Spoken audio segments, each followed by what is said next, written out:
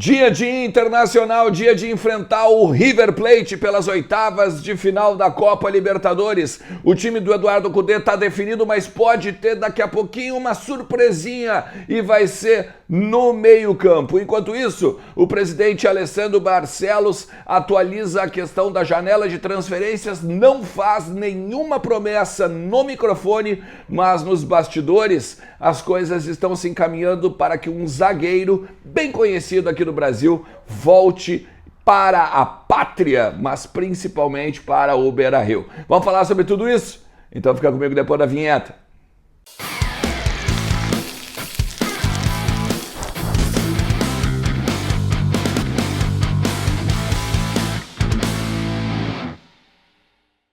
Fala Colorado, como é que vocês estão? Tudo certo? Tudo beleza? Bora falar do Internacional, atualizar as informações aí do nosso clube que joga hoje, a partir das 9 da noite lá no Monumental de Nunes. Primeira partida das oitavas de final da Copa Libertadores. Um baita jogo, né? Um jogão de bola, e a gente obviamente vai estar lá no Monumental com o Lucas Colaro, Vozes do Gigante, tudo que tu tá acostumado, né? Na nossa Maratona Mais que 45, a partir das 19 horas. Hoje estamos no Mazá Sports Bar, inclusive, né? Lá em Canoas, 3833, Avenida Farroupilha.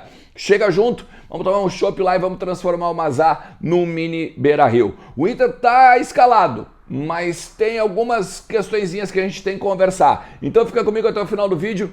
Te inscreve no canal, ativa a notificação, deixa teu like também e vamos lá. Vamos falar também de KTO.com, com o cupom Ernest te dá 20% de free bet, e aí tu pode botar uns pila no bolso se tu tá confiante que a gente vai voltar com um bom resultado da Argentina, beleza?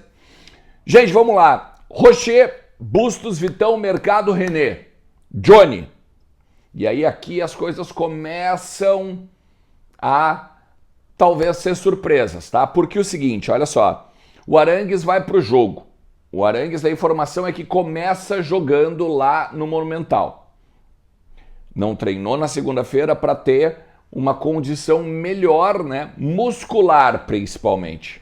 Essa é a informação que se tem nos bastidores do Inter lá no vestiário, tá? Até aí tudo bem. Do lado direito seria o Depena. Mas tem um zoom de que o Maurício poderia ser a novidade. Ainda que a tendência é Depena. Alan Patrick, Wanderson e o Ener Valência.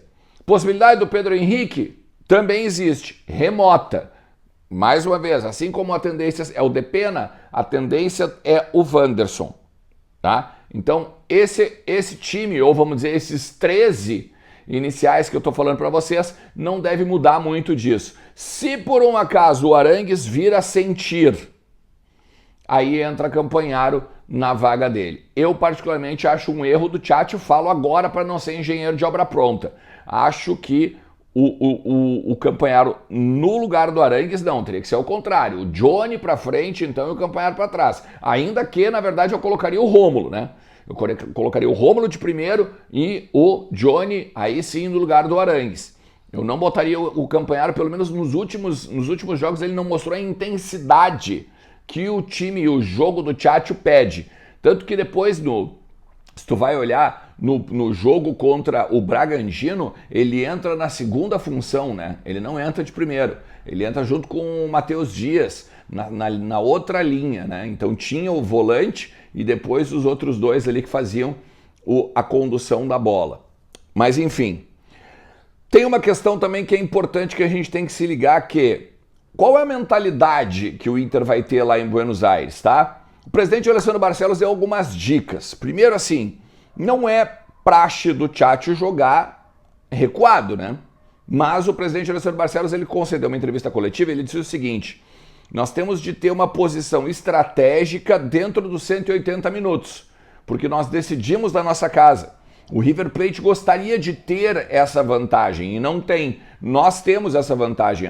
Tem a vantagem de 80 mil torcedores do Monumental de Nunes? Perfeito, maravilhoso. Mas nós temos a vantagem de decidir em casa, nós temos a vantagem do torcedor a nosso favor na semana que vem, né, no dia 8.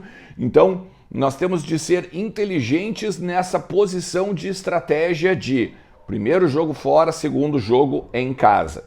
A partir disso, ele ainda diz o seguinte, ó, nas 2 derrotas que o River teve recentes, os times jogaram de igual para igual. Ainda que o Tajeres, né, ficou lá com 40% de posse de bola e tal, mas ganhou de 1-0, não era, né, no Monumental de Nunes, tem que destacar isso, ganhou do River Plate, o Tajeres, né, que é foi o vice-campeão argentino, inclusive, tá? Mas vale destacar que jogou de igual para igual no sentido de não ficou resguardado esperando a bola. Muito pelo contrário, tabelou, trocou ideias dentro do seu contexto de jogo, tá? E não deixou o River Plate tomar conta da partida. Essa deve ser a posição do Inter. Porque assim, o Inter acredita sim que o trabalho do Kudê tem dado resultados, mas o pouco tempo de trabalho também deixa falhas.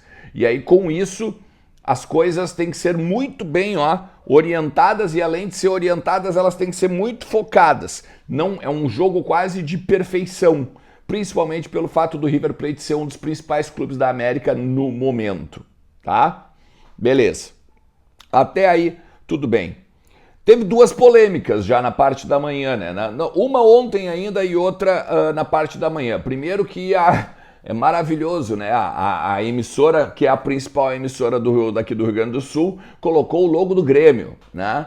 Na chamada do jogo contra o River Plate. Isso é um absurdo e para mim é uma falta de respeito com a instituição, né? Não é corneta. Claro que por torcedor a gente vai falar de corneta, tá? Daqui a pouco isso e aquilo. Mas, olha, como instituição o Inter deveria se posicionar. O Inter deveria fazer uma nota de repúdio, qualquer coisa, pelo menos para se posicionar, que é um absurdo, é um desrespeito com a história do Inter ter o logo do Grêmio numa chamada de jogo do Internacional, ainda mais numa emissora do tamanho da emissora em que aquilo saiu. Tá? Eu botei na tela aí para vocês darem uma olhada, né? Não vou nem me apegar ao Matheus, né, que é um baita de um repórter, um baita apresentador, um jornalista maravilhoso, mas ter o logo do Inter, do Grêmio no lugar do Inter é um absurdo, tá? E a segunda polêmica é o presidente dizendo que aposta em fé, sonho e confiança para passar do River, né? Isso foi ontem na coletiva. Gente, assim, ó, primeiro de tudo, tem uma galera falando sobre isso e me mandando mensagem. Olha só, vocês podem achar que eu tô passando pano, qualquer coisa do gênero, tá? Mas na verdade quem foi perguntado foi o presidente Alessandro Barcelos. Um repórter pergunta para ele, então nós temos de ter fé e confiança.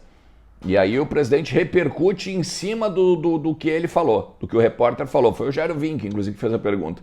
E depois, aí o JB diz, bom, então quer dizer que o Kudê trouxe isso, sonho, confiança, fé.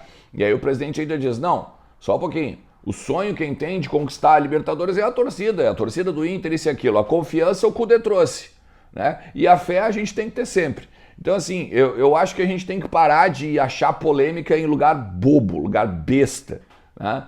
E focar principalmente no que a gente tem que focar. Eu tô nessa desde ontem já, eu acho que a gente tem que estar nessa e estar mais aglutinado como torcida. Enquanto isso, janela, tá? O presidente Alessandro Barcelos também falou o seguinte, enquanto a janela estiver aberta, tem risco de perder jogador e de vir jogador para o Internacional. E aí não seria risco, né, a palavra. Mas, por exemplo, na questão da Europa, né, porque a janela europeia ela vai além da janela brasileira. Então sempre tem riscos, principalmente pelo fato da gente ter que fazer mais de 100 milhões para o ano, né, para fechar as contas de venda de jogador. Ainda não fizemos. Então, por exemplo, se passar agora nas oitavas para as quartas, talvez dê um pouco mais de grana e talvez dê um alívio na folha, um alívio na questão de contas do clube. Então, passar também faz com que talvez a gente consiga segurar um jogador aí. O Johnny, o Maurício, que são as duas principais vendas. Na questão de compras, o Inter está muito próximo de fechar com o Gustavo Henrique, zagueiro que fez sua vida aqui no Santos, depois do Flamengo e agora está no Fenerbahçe. A pedido do Jorge Jesus, na época que o Jorge Jesus estava lá com o Ener Valencia e tudo mais. Tem a possibilidade, ele não está jogando, tem a possibilidade dele vir para compor aqui a continuidade do Campeonato Brasileiro e se o Inter passar então nas quartas da Libertadores. Agora a Libertadores não dá mais por óbvio, né? A janela fecha no dia 2. A grande questão é que o Fenerbahçe pagou 1,4 milhão de euros para tirar ele do Flamengo e também vai querer uma compensação financeira. O contrato do cara vai até o meio do ano que vem.